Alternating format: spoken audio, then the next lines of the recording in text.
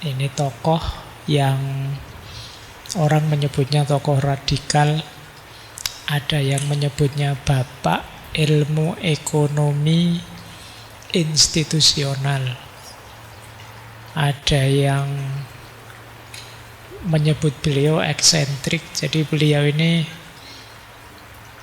kelahiran 1857, nanti meninggalnya 1926. Jadi beliau ini termasuk akademisi, meskipun gaya hidup beliau orang menyebutnya khas, nyentrik, unik. Beliau sangat kritis terhadap gaya hidup ekonomi saat itu.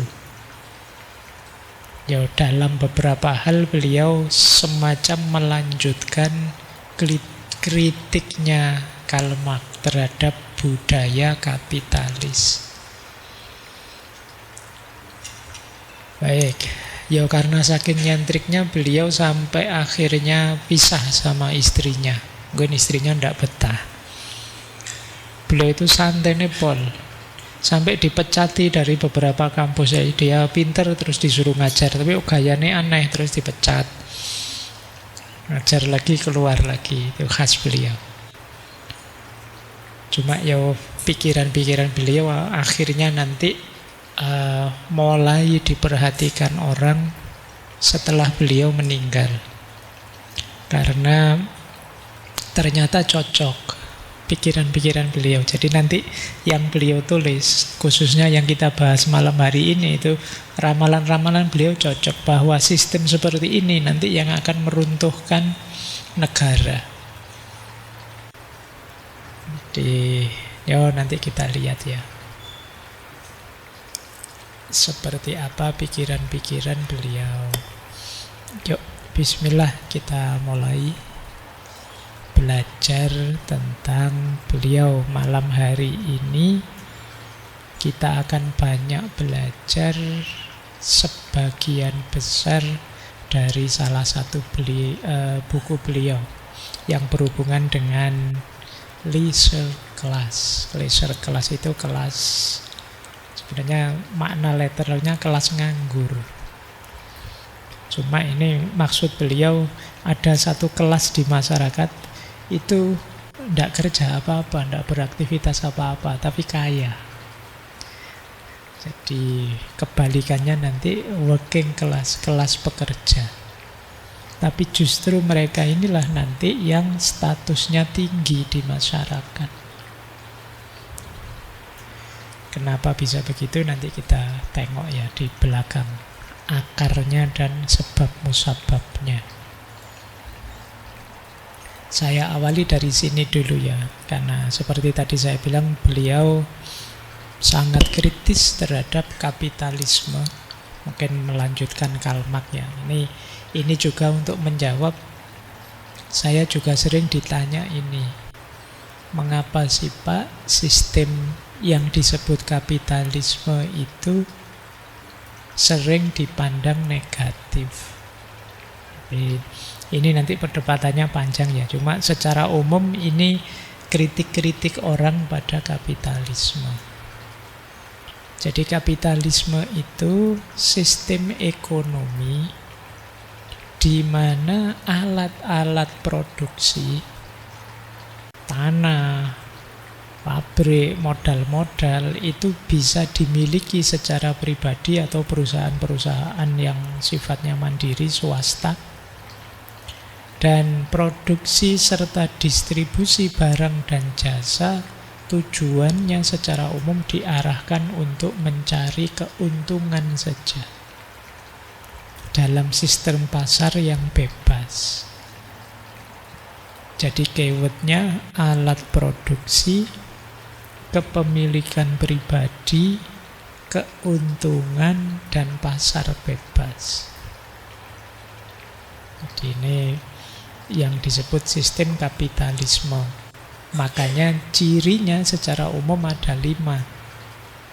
Kalau disebut kapitalis itu ada kepemilikan pribadi, motivasinya keuntungan, pasar bebas dan kompetisi, upah, dan akumulasi modal, terus tambah kaya. Kadang kalian pakai kalimat simpel yang kaya makin kaya, yang miskin makin miskin. Karena ada yang menguasai alat-alat produksi. Yang tidak menguasai, nanti hanya jadi kelompok pekerja saja. Melayani kelompok yang menguasai alat-alat produksi ini. Pada akhirnya ketika dia tambah kaya, nanti akan melahirkan malam hari ini yang kita bahas ya, namanya leisure class. Jadi kelas sosial yang hidup santai, hidup enak, nganggur. Nanti lawannya working class, kelas pekerja. Kenapa sih kok dianggap negatif? Kan wajar saja toh Pak, orang berikhtiar, terus berkompetisi, bersaing secara terbuka. Yang masalahnya adalah ada beberapa hal yang nanti jatuhnya terus jadi negatif kalau itu tidak diatur dengan serius. Makanya nanti sistem ekonomi belakangan meminta intervensinya negara. Apa sih kelemahannya? Yang pertama, mudah sekali jatuh pada eksploitasi tenaga kerja.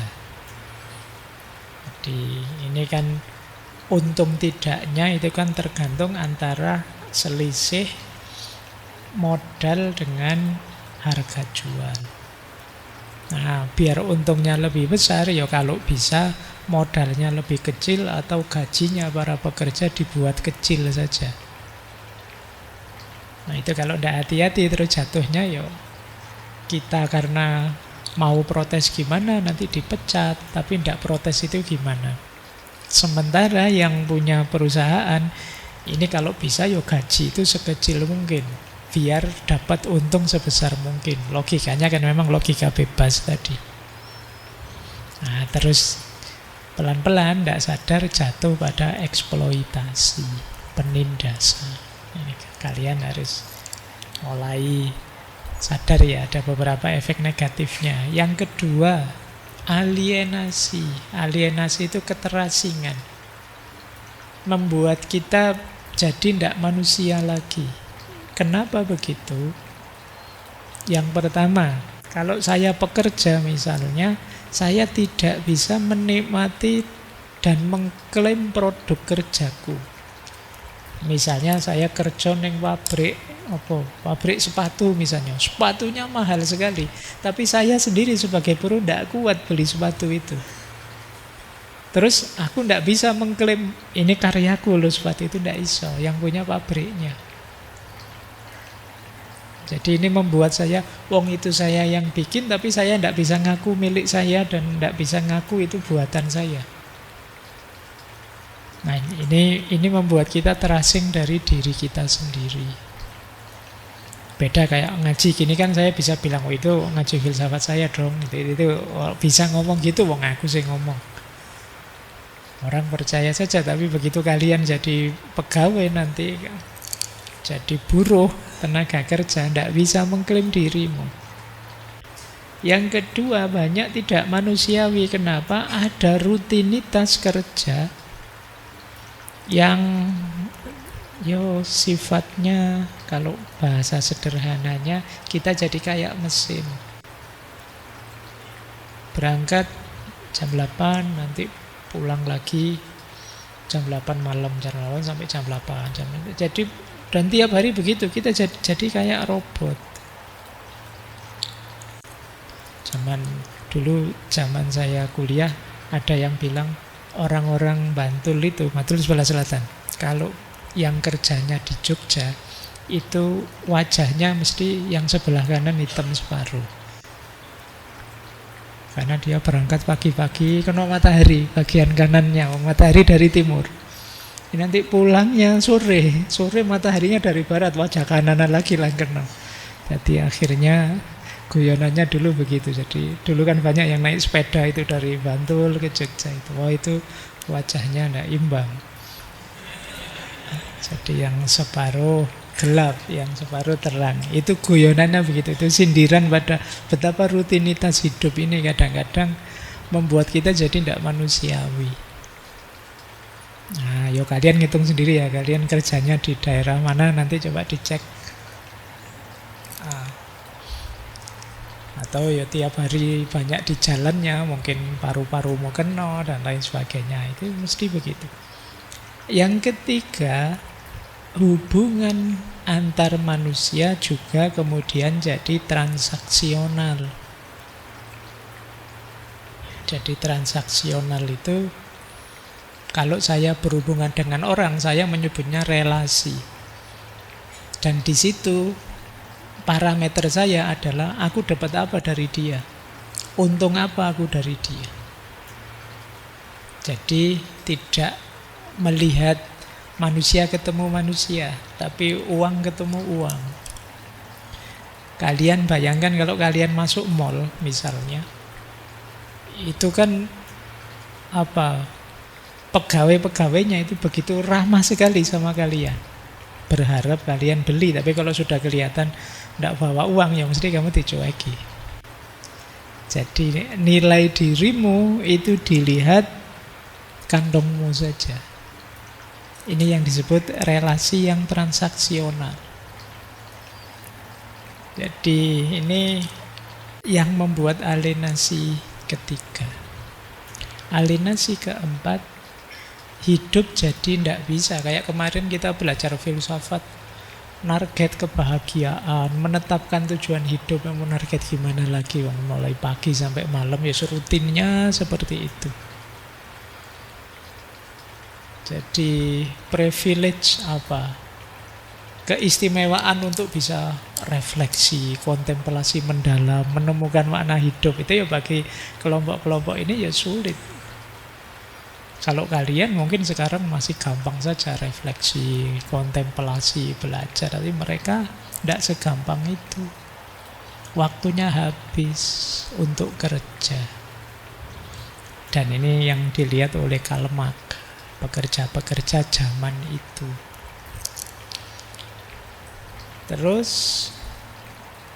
kemungkinan terjadi overproduksi. Overproduksi itu produksi barang melampaui kemampuan masyarakat untuk membelinya. Kenapa begitu? Ya karena yang membeli kan kelompok pekerja tadi. Sementara kelompok pekerja tadi tidak kuat untuk membeli bahkan produk yang dia bikin sendiri. Daya beli mereka terbatas. Akhirnya ya pasarnya jenuh. Overproduksi, barangnya tidak laku, terus krisis ekonomi. Akhirnya membuat strategi seolah-olah kita butuh barang ini loh, so kita harus beli barang itu loh. Terus kita tertipu oleh iklan-iklan, biar dagangannya laku. Akhirnya kan terus di kamar kita itu ada berapa banyak barang yang tidak ada gunanya sekarang. Mungkin ada yang langganan Shopee, langganan Tokopedia itu ya, kamu nunggu 11.11, 12.12 itu sampai melekan jam 12 malam. Terus kalau sudah begitu kamu jor-joran beli, wah beli ini, beli itu, terus barangnya nyampe kamu geleng-geleng, iki opo yang dikirim, kan sering begitu. Kenapa begitu? Ya mereka strateginya memang seperti itu, berhubungan dengan overproduksi tadi. Terus ketimpangan kelas. Ada kelas bourgeois, ini versinya Karl Marx ya. Ada kelas proletar. Nanti kalau di Veblen ada leisure class dan working class. Kelompok santai dan kelompok pekerja. Nah, meskipun nanti menurut Karl Marx ramalannya, tapi tidak terbukti sampai sekarang, bahwa kapitalisme itu akan menghancurkan dirinya sendiri. Kenapa menghancurkan dirinya sendiri? Karena situasinya kan jomplang ini. Kelompok bourgeois enak terus, kelompok proletar tidak enak terus. Lama-lama mereka akan sadar terus berontak. terjadi revolusi. Kalau sudah revolusi, ganti sekarang. Kelompok proletar yang berkuasa. Ini ramalannya Karl Marx ya. Begitu proletar berkuasa, mereka akan balas dendam. Namanya diktator proletariat. Cuma ini tidak lama. Lama-lama mereka balas dendam, terus sadar, yang ngapain saya balas dendam, kan nanti situasinya nggak berubah jadi lebih baik. Terus lahirlah masyarakat, namanya masyarakat komunis. Masyarakat tanpa kelas. Jadi semua setara. Senang bersama, susah bersama. Itu idealnya begitu sih yang di pikirannya Karl Marx. Tapi kemudian dalam sejarahnya tidak semulus itu.